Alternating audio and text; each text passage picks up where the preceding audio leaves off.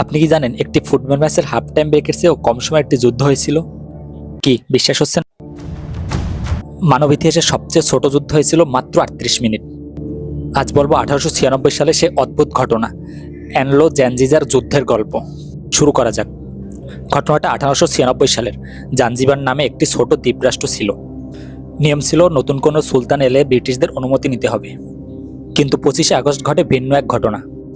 তখনকার সুলতান মারা যাওয়ার পর তার ভাতিজা খালিদ বিন বারগাস ব্রিটিশদের না জানিয়ে নিজেকে সুলতান হিসেবে ঘোষণা করে দেন। এতে ব্রিটিশরা যায় ভীষণ চোটে। ব্রিটিশরা খালিদকে আলটিমেটাম দেয়, 27 আগস্ট সকাল 9টার ভিতর প্রাসাদ ছাড়ার হুমকি দেয়। সুলতান খালিদ ভাবলেন ব্রিটিশরা শুধু মুখেই বলছে, আসলে তারা কিছুই করবে না। তিনি তার প্রাসাদে প্রায় 3000 সৈন্য নিয়ে যুদ্ধের প্রস্তুতি নিলেন।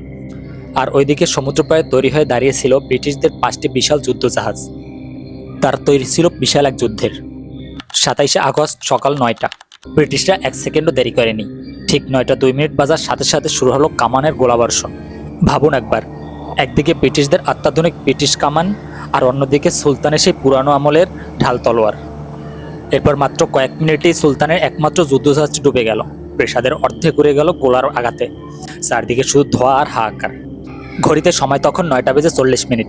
সুলতানের প্রাসাদের উপর থেকে পতাকা নামিয়ে ফেলা হলো। ব্যাস, খেলা এখানেই শেষ। সবচেয়ে অবাক করা বিষয় কি জানেন? এই 38 মিনিটের যুদ্ধে সুলতানের প্রায় 500 সৈন্য মারা যায় কিংবা আহত হয়, কিন্তু ব্রিটিশদের পক্ষ থেকে মাত্র একজন সৈন্যের হালকা চোট পেয়েছিলেন। হ্যাঁ, মাত্র একজন সৈন্য। যুদ্ধ শুরুর পরপরই সুলতান খালিদ পিছনের দরজা দিয়ে জার্মানের দূতাবাসে আশ্রয় নিয়েছিলেন, আর ব্রিটিশরা সাথে সাথেই তাদের পছন্দের একজনকে নতুন সুলতান হিসেবে ঘোষণা দেয়। এই যুদ্ধটি ইতিহাসের অ্যানলো জাঞ্জিজা নামে পরিচিত, যা পৃথিবীর সবচেয়ে ছোট যুদ্ধ।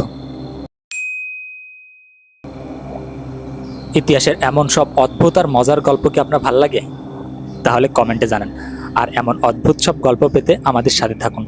ধন্যবাদ।